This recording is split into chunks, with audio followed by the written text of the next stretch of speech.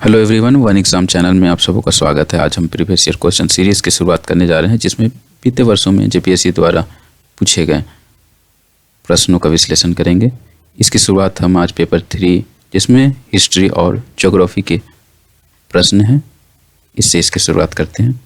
यह पूरा पेपर 200 अंकों का है, समय 3 घंटे और ये 2 पार्ट में डिवाइडेड है। पहला हिस्ट्री, दूसरा ज्योग्राफी। हिस्ट्री में कुल 100 अंकों के प्रश्न पूछे जाएंगे और ज्योग्राफी में 100 अंकों के प्रश्न पूछे जाएंगे। यह क्वेश्चंस ऑब्जेक्टिव प्लस सब्जेक्टिव दोनों में डिवाइडेड है। ऑब्जेक्टिव के 10 प्रश्न होंगे जो 2 मार्क्स के हैं और सब्जेक्टिव के 4 प्रश्न होंगे, उनमें से किन्हीं 2 का उत्तर देना है और जो 40-40 मार्क्स के हैं। तो चलिए हम ऑब्जेक्टिव प्रश्नों से इसकी शुरुआत करते हैं। ऑब्जेक्टिव प्रश्नों में 4 ऑप्शंस होंगे। जैसे पहला क्वेश्चन देखते हैं हम।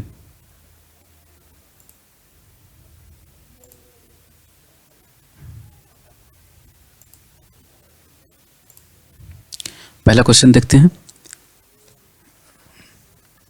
किसने मगध साम्राज्य में वज्जी गणसंघ को हराकर आत्मसात किया था? ये क्वेश्चंस पहला हिस्ट्री के एंशिएंट पार्ट से लिया गया है, तो इसका सही उत्तर होगा अजातशत्रु। अगले क्वेश्चन पे आते हैं। Harappa was situated on the bank of river.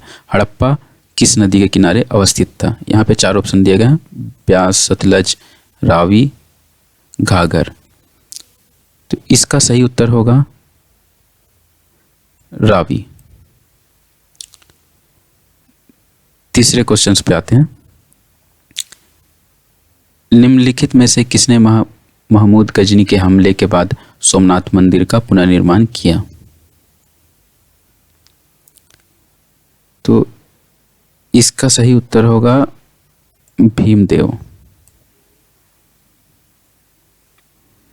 अगले प्रश्न की ओर आते हैं, जो चौथा प्रश्न है। किस मुगल शासक ने भारत में ओटोमन युद्ध पद्धति को अपनाया? तो भारत में ओटोमन युद्ध पद्धति को बाबर ने अपनाया था, तो इसका सही उत्तर होगा सी। हुमायूंनामा की रचना किसने की? तो हुमायूंनामा की रचना गुलबदन बेगम ने की थी। गुलबदन बेगम, जो इन ऑप्शन में नहीं है, तो उपरोक्त में से कोई नहीं, इसका ऑप्शन होगा डी। और यहाँ पे छठे प्रश्न की ओर आते हैं। किस वर्ष डच भारत में आए? तो जो डच आए थे, वो 1602 ईस्वी में आए थे, पर इनमें से कोई भी ऑप्शन मैच नहीं करता है, तो ये मैं डिस्प्यूटेड कैटेगरी में रखता हूँ। और एक्चुअली ये 1602 में डच ईस्ट इंडिया कंपनी की स्थापना की गई थी और उसके बाद 1605 ईस्वी में मैसूलुपट्टनम में इनका पहला कारखाना खोला गया था। तो सबसे अगर क्लोज जाना हुआ तो मुझे लगता है ये ऑप्शन होना चाहिए। आप इसे एक बार रिव्यू कर लीजिएगा। ये स्टार मार्क मैंने इसलिए दिया यहाँ पे। नेक्स्ट क्वेश्चन की ओर आते हैं। मित्र मेला का बाद का पुनः नामकरण हुआ? मित्र मेला वॉज लेटर रीनेम्ड एज। मित्र मेला को बाद में किस नाम पे उसका नामकरण किया गया?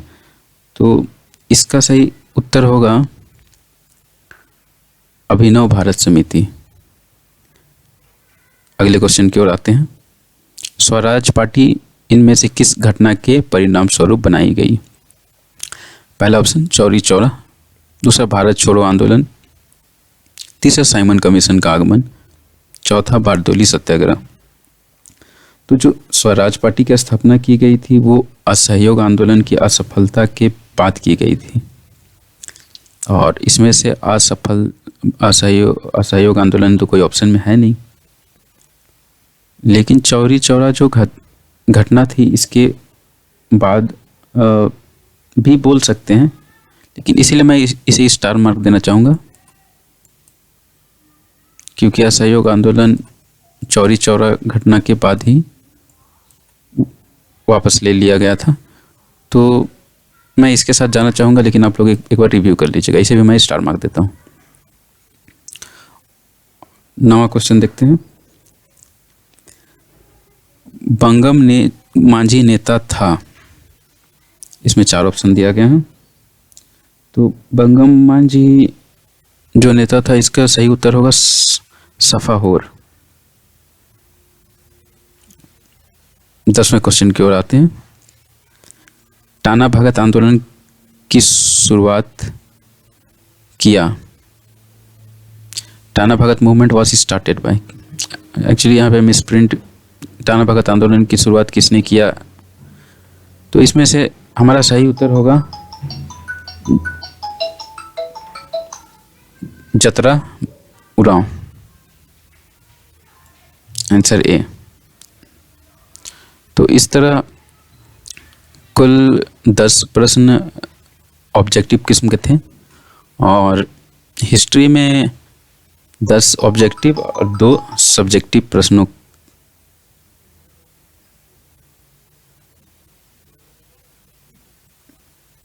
10 ऑब्जेक्टिव और 2 सब्जेक्टिव प्रश्नों का उत्तर हमें देना होता है। तो कुल 100 मार्क्स के क्वेश्चंस आते हैं। और चलिए देखते हैं सब्जेक्टिव क्वेश्चंस में। इसमें से 4 सेक्शंस डिवाइडेड हैं सब्जेक्टिव में, इनमें से किन्हीं 2 का उत्तर हमें देना है। पहला क्वेश्चन देखते हैं। चोल शासकों की स्थानीय शासन प्रणाली की मुख्य विशेषताओं का वर्णन करें। ये एंशियंट पार्ट से लिया गया क्वेश्चन है। ये मेडिवल हिस्ट्री के पार्ट से क्वेश्चन है। मोहम्मद बिन तुगलक के सांकेतिक मुद्रा नीति का आलोचनात्मक परीक्षण करें। चौथा प्रश्न है, बांग्लादेश मुक्ति आंदोलन में भारत की भूमिका का आलोचनात्मक परीक्षण करें। और 5वां क्वेश्चन है, बिरसा आंदोलन किस हद तक सरदार आंदोलन से प्रभावित था। बिरसा आंदोलन के प्रभावों की विवेचना करें। तो इस तरह से इन चारों में से किसी 2 का हमें उत्तर लिखना है, जो 40 मार्क्स के क्वेश्चन हैं। तो 2 सब्जेक्टिव और 10 ऑब्जेक्टिव प्रश्नों को मिलाकर हिस्ट्री से कुल 100 मार्क्स के क्वेश्चंस आएंगे। और अगले सीरीज़ में हम देखेंगे अगले वीडियो में कि ज्योग्राफी से 100 नंबर के क्वेश्चंस आते हैं। तो उन 100 को डिटेल्स में देखेंगे। और अभी जो हमारे पास जो 4 जो सब्जेक्टिव किस्म के प्रश्न हैं, इनके लिए एक अलग से इनका सॉल्यूशन दिया जाएगा। चलिए आज के लिए इस वीडियो में इतना ही। धन्यवाद।